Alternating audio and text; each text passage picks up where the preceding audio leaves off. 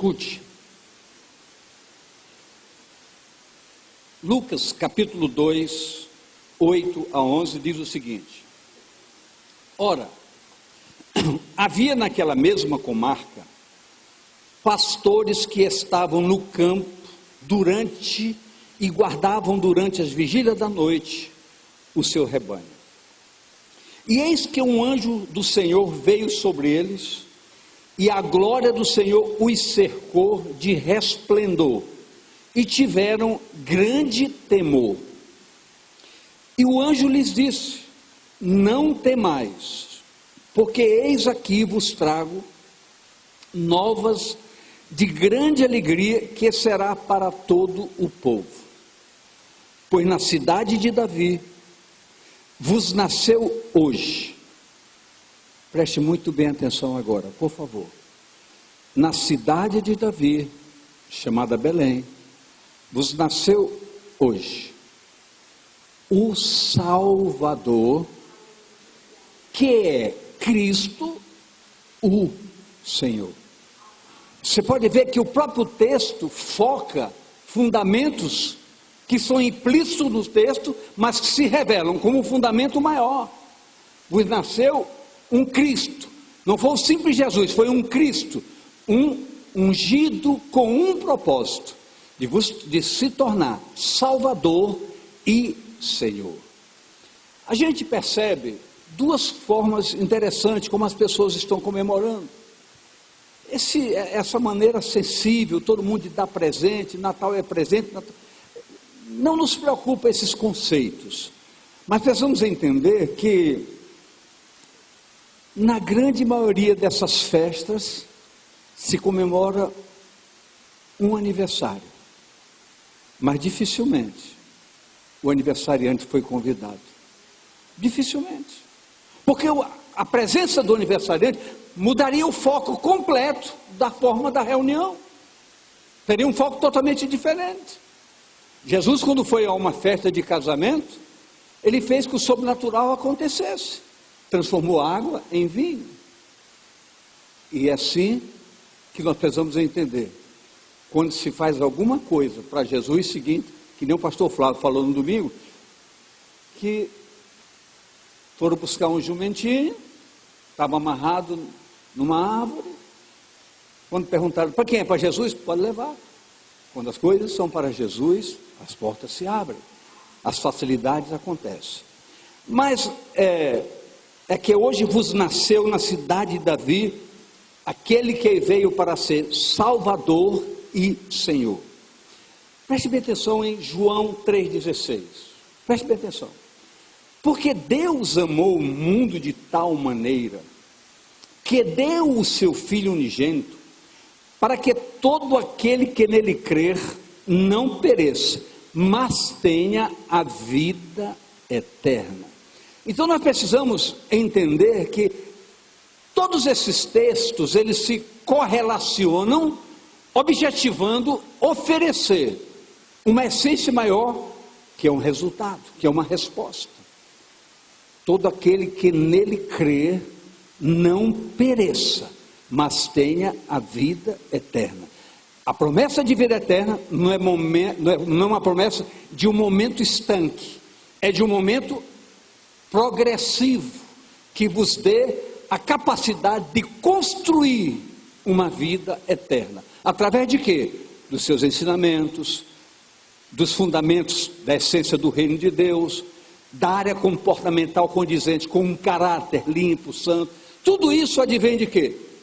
De uma essência chamada o amor de Deus manifestado, com um propósito: Jesus Cristo se tornando um Salvador e Senhor de nossas vidas. Por que não é um Salvador isolado? Porque a salvação não é uma palavra, acontece não. A salvação advém de um entendimento, e através dessa unção, que não é o Espírito de Natal, mas o Espírito Santo de Deus, venha nos orientar como se deve construir toda uma estrutura de vida, de comportamento, de procedimento, de caráter, para que nos adequemos aos princípios que regem a cidadania do reino. Então, a ação divina, advinda do amor de Deus para conosco, objetivou anular todas as falhas pecaminosas do homem, fato que se consolida através do entendimento. Através de quê, queridos? E é preciso que nós entendamos, a palavra de Deus está cheia de fundamentos que revelam essa verdade. O meu povo está se sendo destruído porque lhe falta conhecimento. Dá-vos-eis, pastores, segundo meu coração, que vos apacenta com conhecimento. Por quê? É o conhecimento da verdade que nos liberta. E conhecereis a verdade, e a verdade vos libertará. Não é a verdade que nos liberta, é o conhecimento da verdade. Então nós precisamos ser ensinados para que possamos aprender e apreender sobre essas coisas, para que possamos consolidar melhor a sustentação dos nossos propósitos e da nossa caminhada. Essa ação divina da parte de Deus em amor por Jesus Cristo redundou numa ação sacrificial.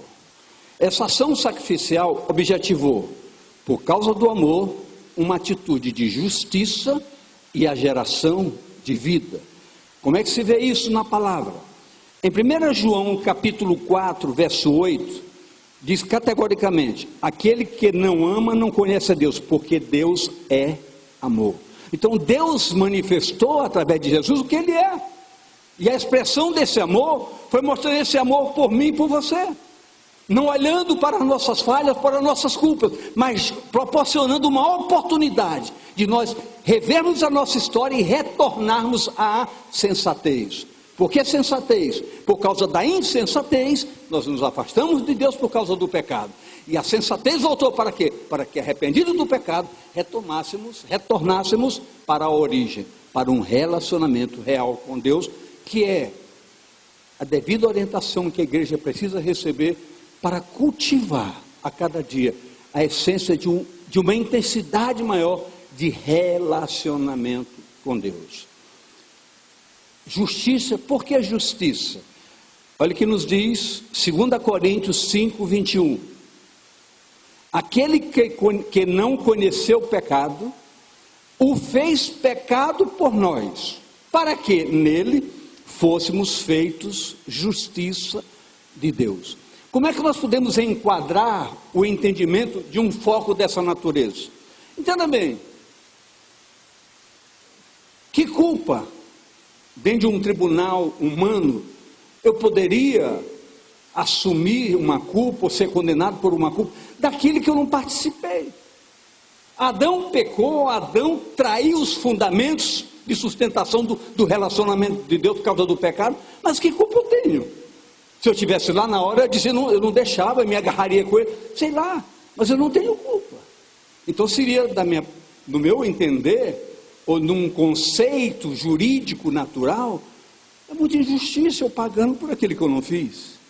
Mas para que a justiça de Deus se manifestasse e fechasse qualquer ação de defesa, Deus puniu no seu próprio Filho a ação do pecado, para me dar condições de ver a justiça manifestada, e por essa justiça eu ser amparado, resguardado e abastecido de uma liberação da culpa.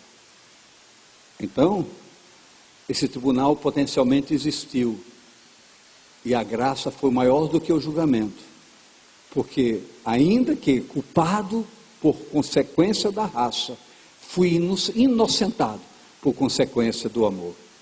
O amor prevaleceu sobre o pecado, e o perdão de Deus é muito maior do que qualquer culpa. Por isso eu posso dizer, eu estou inocentado de qualquer culpa.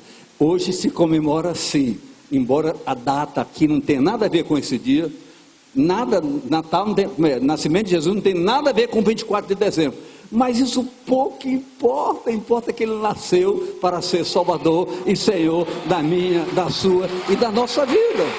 Isso é o que importa para nós. E tudo isso me trouxe o quê?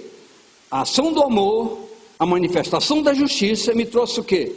O que está em Efésios 2, 4 e 5, que diz: mas Deus, que é riquíssimo em misericórdia, pelo seu muito amor com que nos amou, estando nós ainda mortos em nossas ofensas, nos vivificou juntamente com Cristo, ou seja, nos deu vida nova juntamente com Cristo, porque Cristo morreu por causa do pecado, mas ressurgiu para a vida diferenciada pela ausência do pecado.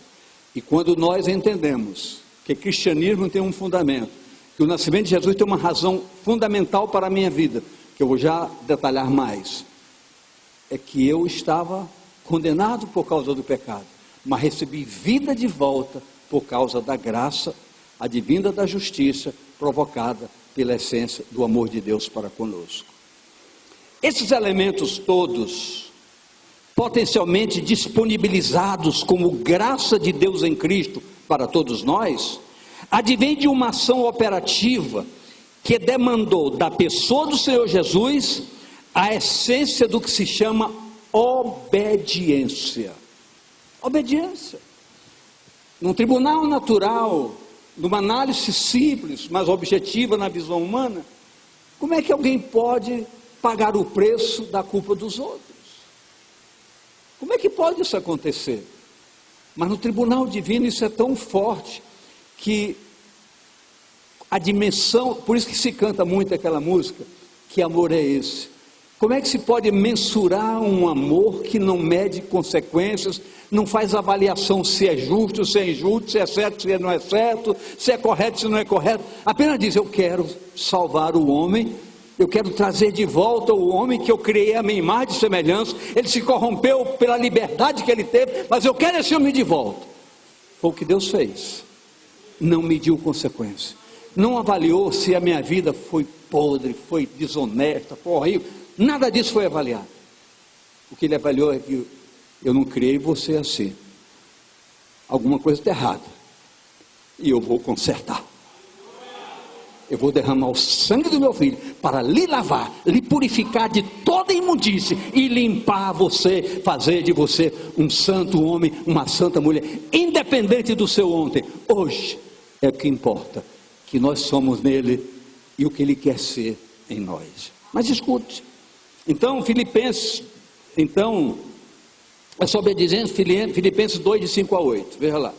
De sorte que haja em vós o mesmo sentimento que houve também em Cristo Jesus, que sendo em forma de Deus, não teve por usurpação ser igual a Deus, mas aniquilou-se a si mesmo, tomando a forma de servo, fazendo-se semelhante aos homens, e achado na forma de homem, humilhou-se a si mesmo, sendo obediente até a morte, e a morte de cruz.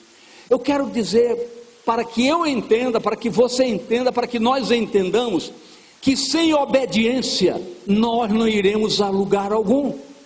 Qual é um agente impeditivo da minha obediência? Minhas razões, minha maneira de ver. Muitas vezes muitas pessoas sentam aí e ficam analisando cada palavra que se diz para fazer um julgamento. Eu não concordo, e o diabo vai agindo, o diabo vai construindo ideias equivocadas. Queridos, a palavra é muito clara, Jesus obedeceu. Jesus não perguntou: mas por que, pai? O que eu fiz para acontecer isso? Afasta de mim esse cálice. Você consegue entender que nós precisamos intensificar o nosso espírito de obediência? Muitas coisas vão mudar em nossas vidas. Nós somos tão desobedientes que em coisas simples, eu observo isso daqui, às vezes chega: irmãos, fale com o seu irmão do lado, diga para ele tal coisa. Alguém fica me olhando. Não vou falar. Tem gente que é assim. Tem gente que constrói o espírito de rebelião. E a rebelião é como um pecado de idolatria. E é uma idolatria mesmo. Eu sou idólatra do meu eu.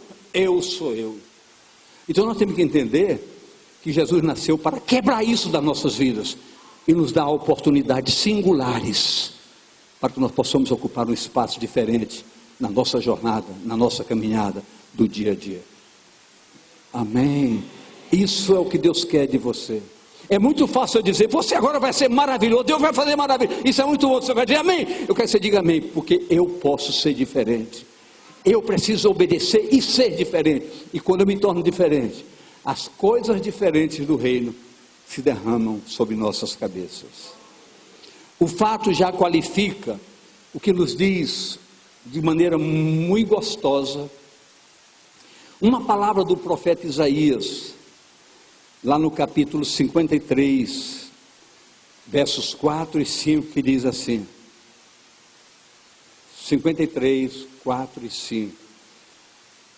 Você que nos acompanha vai ver isso posteriormente gravado. Entenda bem, é para o seu coração, é para a sua vida, é para dinamizar um novo tempo para o seu caminhar. Verdadeiramente, Ele tomou sobre si as nossas enfermidades e as nossas dores levou sobre si. E nós o reputávamos por aflito, ferido de Deus e oprimido. Mas Ele foi ferido pelas nossas transgressões, moído pelas nossas iniquidades. O castigo que nos traz a paz estava sobre Ele, e pelas suas pisaduras fomos sarados. Como é que nós podemos entender a dinâmica de uma verdade tão clara, tão absolutamente clara, diante dos focos que nós vemos hoje sobre comemoração do Natal? Como é que se pode aceitar a simplicidade das coisas que não são tão simples, nem tampouco tão complexas, mas precisa de quê? De revelação, precisa de uma ação do Espírito Santo de Deus, não do Espírito de Natal, mas do Espírito Santo para nos dar entendimento sobre essas verdades. A palavra fala aqui no verso, volta lá por favor, Isaías 53, 4. Alguém está enfermo aqui? Olha que diz a palavra, verdadeiramente Ele tomou sobre si as nossas enfermidades. Enfermidade tem relacionamento com o pecado? Eu estou fazendo uma pergunta. Enfermidade tem relacionamento com o pecado? Às vezes eu vejo as pessoas dizendo, isso é complexo bastante, alguém está com alguma coisa de enfermidade, alguém diz que isso é coisa do diabo. Nós temos que ter muita coerência no falar. Muitas vezes as enfermidades advêm das intempéries. Por exemplo, você pega uma chuva, fica gripado. Mas tem algumas enfermidades advindas do pecado.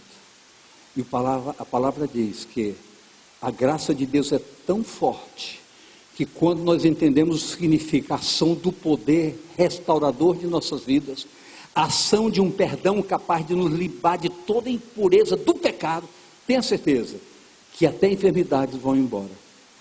A paz de Deus, que excede todo entendimento, guardará as nossas expectativas. A segurança vem, a tranquilidade vem, a paz do príncipe da paz tem uma prevalência muito forte sobre esses confrontos naturais da vida, e a gente então toma posse de coisas extraordinárias. Mas escute, então precisamos todos nós ter o entendimento e entender que o nascer de Jesus, o qual se tornou Salvador e Senhor, se tornou o que, queridos? Salvador e o que? Por que se qualifica Salvador e Senhor? Porque quem verdadeiramente recebe a Jesus para ser Salvador, precisa permitir o gerenciamento do Espírito Santo de Deus em nossas vidas. O senhorio advém exatamente do gerenciamento de vida. A palavra é taxativa. Quando nós cremos, a primeira coisa que aconteceu quando nós cremos, não foi quando nós levantamos o braço. Porque a gente faz um apelo, porque isso é coerente que se faça o apelo. Mas não necessariamente levantar o braço significa que eu aceitei.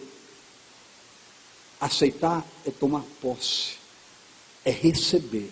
E quando nós recebemos, a palavra diz que nós somos selados, marcados com o Espírito Santo da promessa.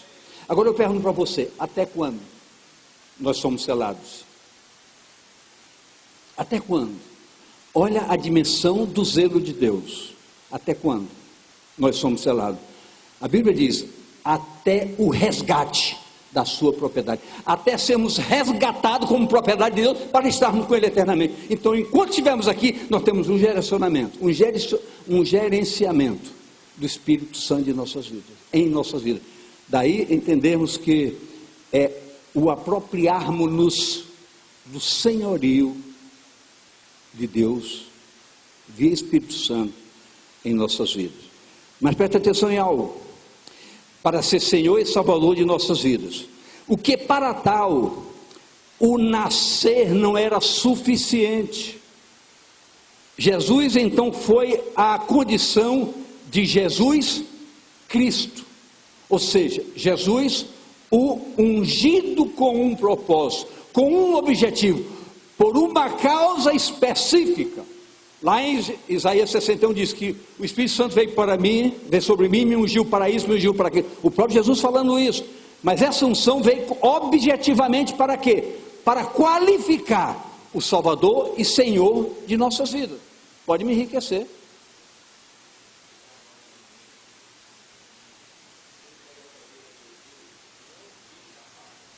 Não vive na prática do pecado. Nos guarda o maligno. Mas quem é que nos guarda? Quem é esse guarda que está nos lembrando, nos ensinando, nos fortalecendo, em poder, nos fazendo sobrepujar, em poder, fortes cobiças do nosso eu, pelo desejo de pecar. Então, para eu não viver na prática do pecado, eu tenho o quê? Potencialmente agentes na minha vida que são sensíveis ao desejo da carne. A minha sensualidade, a minha sexualidade, o meu olhar, o meu ver. Quantas vezes nós olhamos e, quando nos espantamos, nós estamos já pensando em alguma coisa. Isso é um poder de quê? Da carne. Para vencer um poder, só um poder maior. A presença do Espírito Santo, que em poder destrói toda essa carcaça velha e nos faz levantar o rosto e dizer: não, louvado seja o meu Senhor. Deus é todo poderoso, honras, glórias, louvores e exaltação para Ele verdadeiramente.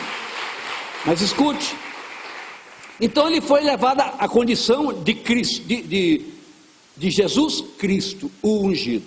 A palavra Jesus, no grego, é equivalente à do hebraico Yoshua ou Josué. O Senhor é o nosso livramento. A palavra Jesus. O Senhor é o nosso livramento. Em Mateus 1:21, leia comigo. E ele dará à luz a um filho, e lhe porás o nome de Jesus, porque ele salvará o seu povo dos seus pecados. Então, Jesus, aquele que é o nosso livramento. Jesus Cristo, do grego com significado de ungido. Jesus Cristo, um propósito de Deus para a redenção do homem. João 20:31. João 20:31. Um propósito de Deus, um ungido de Deus com um propósito. Estes, porém, foram escritos para que creais que Jesus é o Cristo, é o ungido com propósito, é o ungido para executar um propósito de Deus acima de todas as coisas. O Filho de Deus, e para que crendo nesse Cristo, tenhais vida em seu nome. Vida em seu nome, em decorrência dessa ação do Cristo ungido, que é resgatar o homem do pecado, liberar o homem do pecado e construir um povo diferenciado para ser filhos herdeiros do reino de Deus. Os fundamentos precisam ser esclarecidos. Nós precisamos mergulhar muito nesses fundamentos, para que a nossa consciência não seja julgar ou até não querer participar. Daqui a pouco eu vou participar, comer. Vamos nós dois juntos. Agora, com toda tranquilidade. Com toda tranquilidade, por quê? Porque eu estou celebrando o nascimento do meu Salvador, do Senhor da minha vida. Mas não foi agora, não importa. Ele está vivo dentro da minha própria vida. Temos que entender. O entendimento nos ajuda em muitas coisas. Logo, igreja, precisamos focar todos esses fundamentos ordenados, com base para entendermos que precisamos ver tudo isso, de maneira correta. De maneira como? Preste bem atenção em algo. Aonde eu entro nessa história? Aonde você entra nessa história? Veja o que nos diz Romanos 5, 20 e 21. Veio, porém, a lei para que a ofensa abundasse, mas onde o pecado abundou, superabundou a graça. Por quê? De que maneira? Como? O fato de eu estar mergulhado, atolado no pecado, automaticamente a graça se derrama sobre a minha vida? Não. Eu preciso reconhecer. Eu preciso ter consciência. E não apenas gerar um pseudo arrependimento temporal, circunstancial, que muitas vezes acontece. Às vezes uma repreensão do pai para o filho, desculpe, perdoe. Queridos, um simples perdão pode me levar a fazer novamente amanhã. Aquilo que está potencialmente construído dentro de mim. É um anseio, é um desejo construído pelos meus agentes iníquos que não foram destruídos pela morte por causa do pecado, pela graça operativa de Deus, pela conscientização do Espírito Santo. Aquilo pode estar brotando dentro de mim. Então naquele momento, no momento está sendo de um êxtase espiritual, não participando de um culto, assim, oh meu Deus, me perdoa. E até digo, nunca mais, Senhor, vou fazer isso. Quantas vezes você fez isso? Seja sincero comigo, quantas vezes você fez isso? Preciso entender que a confissão tem outro fundamento. Sara. Confesse para que você seja sarado. Declare, eu fiz. Deus não age nem aceita mentira por hipótese alguma. É a confissão da verdade que libera a essência dessa graça sobre nossas vidas e constrói um novo tempo. Então diz o verso, para que assim como o pecado reinou na morte, também a graça reinasse pela justiça para a vida eterna, por Jesus Cristo nosso Senhor. Então, como eu estava condenado, atolado no pecado, eu fui desatolado pela graça e fui colocado num patamar diferenciado. Agora, a morte já não tem mais poder, mas sim a vida gerada por uma essência chamada graça de Deus em Cristo Jesus. Mas escute, Romanos 6, de 3 a 8. Ou não sabeis que todos quanto fomos batizados em Jesus Cristo, fomos batizados na sua morte? O que significa isso? O que significa isso? Quem esteve domingo pela manhã aqui, eu estou até dizendo para vocês que cada domingo de batismo agora tem sido uma festa cada vez melhor. Então nós decidimos fazer uma coisa até diferente. Essa festa precisa ser tão valorizada, tão honrada por todos nós, que nós decidimos fazer apenas um batismo em cada semestre.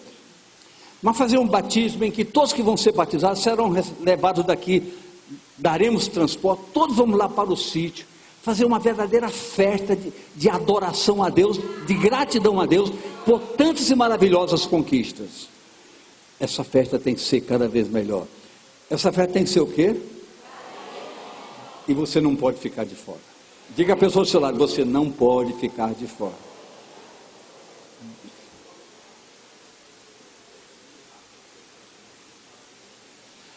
Tem um detalhe também. Quem aqui já está debaixo de um discipulado? Olha que maravilha. Você sabe quem vai batizar você? Seu discipulador. Ele vai estar com você lá dentro d'água, batizando você. E nós vamos estar juntos, cobrindo você. Todos nós, pastores, estaremos lá participando dessa festa. Depois vamos comer, vamos...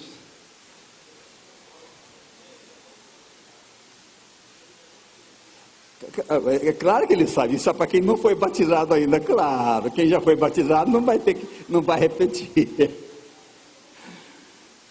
Mas, queridos, ou não sabeis que todos que fomos batizados em Jesus Cristo, fomos batizados na sua morte? Agora eu pergunto, é fácil explicar isso numa noite como essa, para uma sociedade que está mergulhada, já, assim como tem um peru no forno, tem uma geladeira cheia de cerveja e outras coisas mais. Eu pergunto, pode-se falar em morte? Porque morte é renúncia. Morte é renúncia.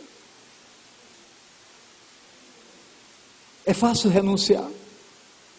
Mas vai dizer para a sociedade, hoje é dia de renúncia. Vai dizer isso.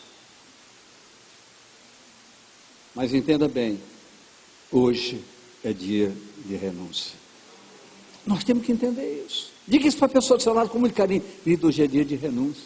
De nós entendermos que esse nascimento, para que possamos participar dele efetivamente, temos que participar da morte que ele morreu. Ele morreu por causa de quê? Do pecado, e o pecado tem que ser abolido de nossas vidas. De sorte que fomos sepultados com ele, pelo batismo, na morte. Para que, como Cristo ressuscitou dos mortos pela glória do Pai, assim andemos nós também em novidade de vida, ou seja, numa vida nova, numa vida advinda da ressurreição. E para que haja ressurreição, é preciso haver morte. Morte por causa de quê? Do pecado. Então o pecado precisa ser banido de nossas vidas. E para que isso aconteça, é uma ação de consciência. É uma ação de quê, queridos? Consciência. Nós estamos aqui hoje porque temos consciência de uma necessidade muito forte, de estarmos alinhados com a graça de Deus. E tem um detalhe, isso aqui, o que eu vou dizer, eu quero que você entenda, que eu não estou me dirigindo a ninguém em particular, eu estou me dirigindo a todo mundo. A pior coisa da nossa vida para com Deus é a voluntariedade no pecado. O que significa isso? Eu sei que está errado. Um dia eu abandono. Eu sei que estou errado, mas estou fazendo. Isso para Deus significa, não estou nem aí para ti. Isso abomina, é abominável ao coração de Deus. Você saber da verdade, dar um pontapé na verdade e zombar da graça de Deus em Cristo. Escute hoje, está na hora de você fechar essa porta e jogar a chave fora. Está na hora.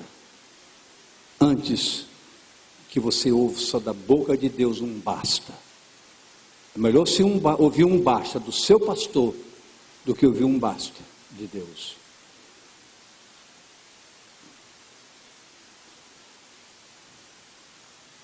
Porque se formos plantados juntamente com ele, a semelhança da sua morte, também o seremos da sua ressurreição. Sabendo isso, que o nosso velho homem foi com ele crucificado, para que o corpo do pecado seja desfeito, a fim de que não sirvamos mais ao pecado. Não sirvamos mais ao pecado. Não sirvamos mais a quê, queridos? Olha onde entra a voluntariedade. Eu sei que isso é um chamamento da palavra, mas o meu desejo, a minha razão, a minha vontade, o meu querer me aprisionam. Eu sou movido por uma paixão, e a paixão é a satisfação do meu desejo. Queridos, a salvação é individual. Ninguém pode impor a você ser condenado se você desejar a salvação. A salvação é individual. A minha salvação é uma responsabilidade minha.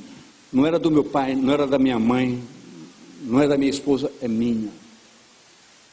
Minha.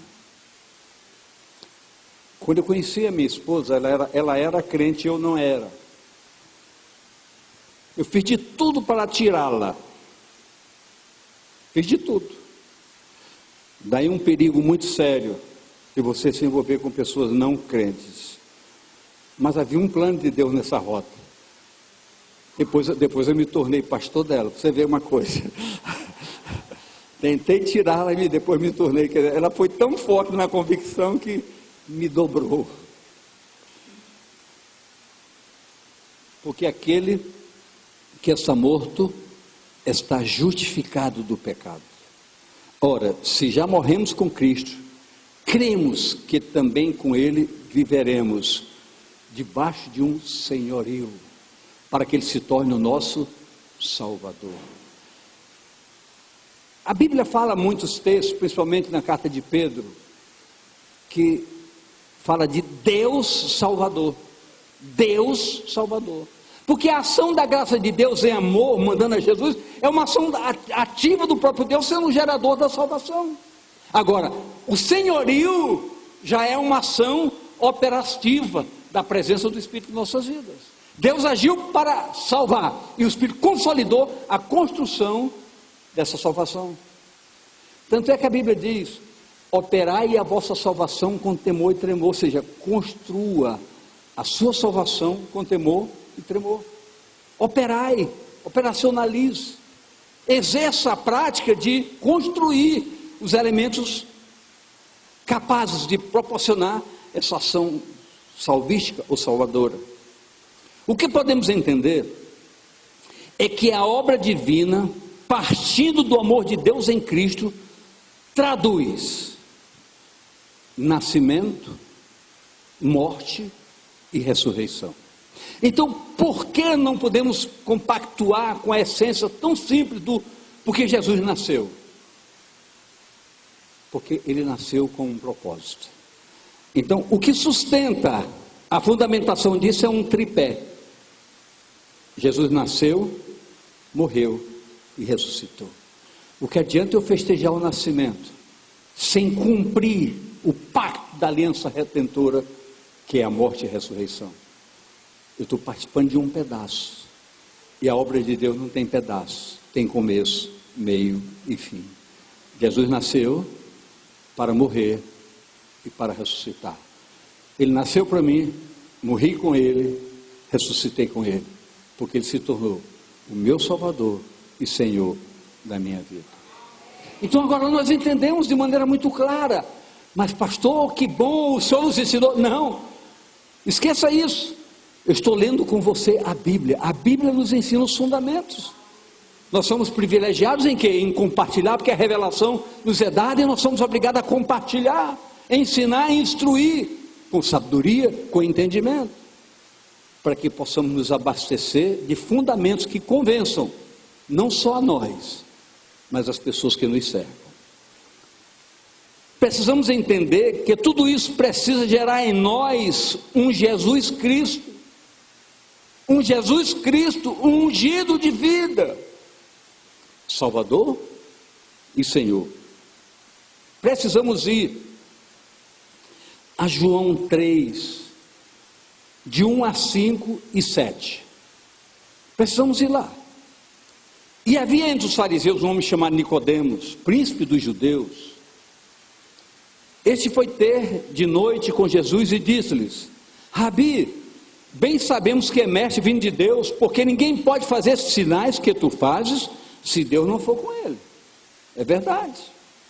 E Jesus respondeu e disse: na verdade te digo, que aquele que não nascer de novo, não pode ver o reino de Deus.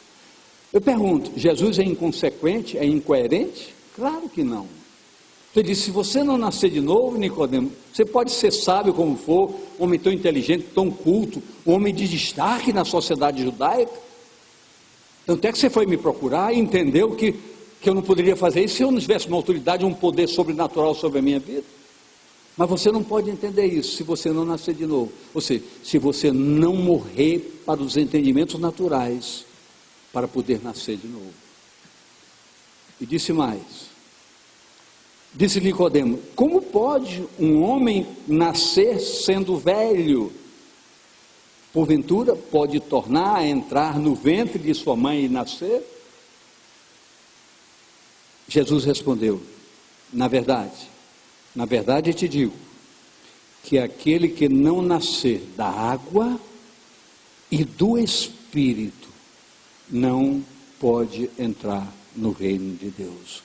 Aquele que não for lavado e purificado não pode entrar no reino de Deus. Aquele que vive no pecado não pode entrar no reino de Deus. O senhor está me acusando? Aquele que vive na prática do pecado não pode entrar no reino de Deus. O senhor está falando comigo? Aquele que vive na prática do pecado não pode entrar no reino de Deus. Quem fala com você é a palavra que acabou de ouvir. E o verso 7, Jesus disse no final: Nicodemos, não te maravilhes. Não te maravilhes de eu te ter dito, necessário vos é nascer de novo. Necessário é para todos nós entendermos, mergulharmos, nos aprofundarmos numa essência tão singela, tão simples, mas tão objetiva: a verdade do Evangelho. Então, eu quero dizer para essa igreja nesta noite, fica muito claro o envolvimento determinado, com propósitos, para que todos nós possamos viver a condição de salvos. A condição de quê? Eu queria que você olhasse para a pessoa do seu lado, com muito carinho, e perguntasse: você entende sobre salvação? Você está salvo? São respostas que eu queria que você me prestasse um pouquinho de atenção, por favor. Eu lhe peço com muito carinho, preste atenção. Que resposta você deu a essa pergunta? Se você tem dúvida sobre a sua salvação, alguma coisa está errada. E sabe quando é que essa coisa pode ser consertada? Agora. Já. Deus é contemplador de propósitos. E o seu propósito pode tocar nesta noite no coração de Deus. Para vivermos condições de salvos em Cristo Jesus. O plano divino exterioriza e convoca ao mesmo tempo para algumas ações advindas da essência maior, o amor de Deus. Olha o que nos diz 1 João 4, 13 a 17. Presta atenção: nisto conhecemos que estamos nele. Olha lá, alguma coisa já me faz identificar. E ele em nós, porque nos deu do seu Espírito. Ou seja, eu sinto a presença do Espírito. O Espírito fala comigo, como qualquer coisa, eu sou logo alertado, eu sinto aquele impacto. Já é uma sensação de que a coisa está funcionando na nossa vida. E vimos e testificamos que o Pai enviou seu Filho para o Salvador do mundo. Nós experimentamos isso, nós estamos vendo. Qualquer que confessar que Jesus Cristo é Filho de Deus, Deus está nele e ele é em Deus.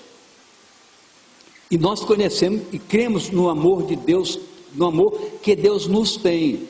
Deus é amor, e quem está em amor está em Deus e Deus nele.